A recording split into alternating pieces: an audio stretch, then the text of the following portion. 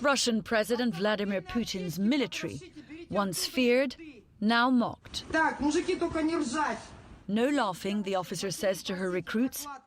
Ask your wives, girlfriends, mothers for period pads and tampons. Do you know what tampons are for? You stick it in a bullet wound, she says, it swells and closes the wound. Bring your own sleeping bag too, the men are told. On television, the hundreds of thousands being mobilized by President Putin are well equipped. In reality, their videos on social media tell a different tale. We were officially told that there would be no training before being sent to the combat zone, this recruit says. We had no shooting, no tactical training, no theoretical training, nothing. Another officer addresses his recruits. If you have hernias, plates in your head, I was told you're fit for mobilization, he says, so stop saying you can't. I live on pills, so if I go, you'll be doing your tasks like everyone else. CNN cannot independently verify these widely circulated videos. Even the deputy prime minister of the Donetsk People's Republic, annexed Friday by Russia, couldn't help but be honest as the city of Liman fell to Ukrainian forces. The situation on the Liman front is bad, let's speak frankly, he tells a Russian propagandist. Everything is the same as everywhere else, namely, there are not enough people. The sorry state has tainted the hallowed halls of Russian state television, where careful skepticism about Putin's war is increasingly tolerated. This time it's the head of the state-owned RT network. If I had to gather trainloads of body armor, socks and the rest for those already on the front line, she asks, have these 300,000 been supplied with all that they need? These recruits in the central city of Perm clearly haven't. They lament being dropped by the side of the road late at night, saying they'll have to build a fire to stay warm. The impact is plain to see. Ukraine recaptured more territory in the past month than Russia had gained in the past 5. Ukrainian intelligence, well aware of the propaganda value, regularly puts out intercepted calls between Russian soldiers and family back home.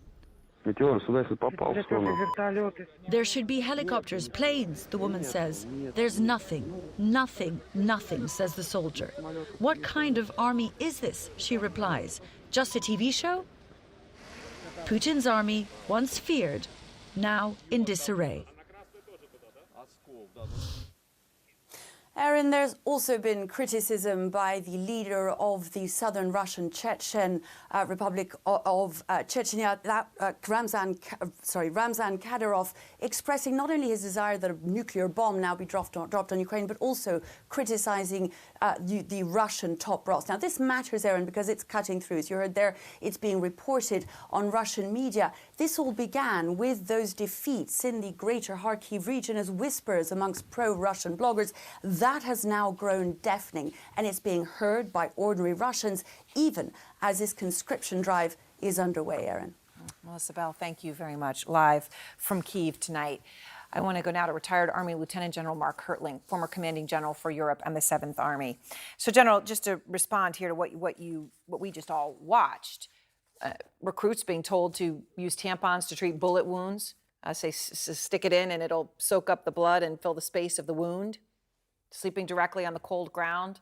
Commander saying, I live on pills, so who cares what your health issues are? Get out there. What will this mean for the war? Aaron, I had an opportunity about 10 years ago when I was still commanding in Europe to go to a Russian basic training outfit. What I saw there was a lack of qualification on weapons, no first aid training, treatment of new recruits in a horrible way, poor food, terrible leadership. This is just reminiscent of all this. And these are mobilized individuals. These are guys who haven't been serving for a while. So they not only got those that kind of training when they first came in, but it's been probably years since they actually served in a unit. So those skills deteriorate. These individuals, when Putin decided to call up 300,000 people, he didn't have the capability to lead, train, equip, or mobilize any of those forces. So it's just more cannon fodder into the fight. So let me ask you about that, because the map of where things stand right now in Ukraine, Nick was going through the crucial developments. The solid yellow areas are where Ukraine has mounted a counteroffensive. Russian soldiers there have been fleeing en masse. Now, while these new recruits are obviously not good, not trained, not ready, there will be hundreds of thousands of them. I mean, that's at least it seems. And that's bodies. It's bodies to go down. It's bodies to fire guns and missiles. Can Ukraine sustain this very, very quick counteroffensive in the face of just that raw body count coming in on the other side?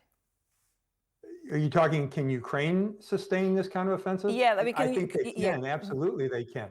Yeah, they can. There are. This is an operation where the Russian military is retreating.